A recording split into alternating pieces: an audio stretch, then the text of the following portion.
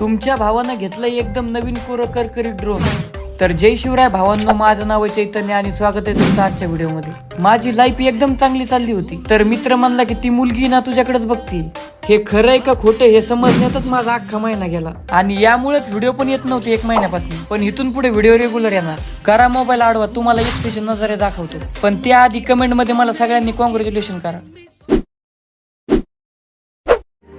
तेरा दिल वो शहर है जिस शहर से जाके लौटा ना मैं कभी, लापता सा मिल जाऊं कहीं तो मुझसे भी मुझे मिला दे जरा।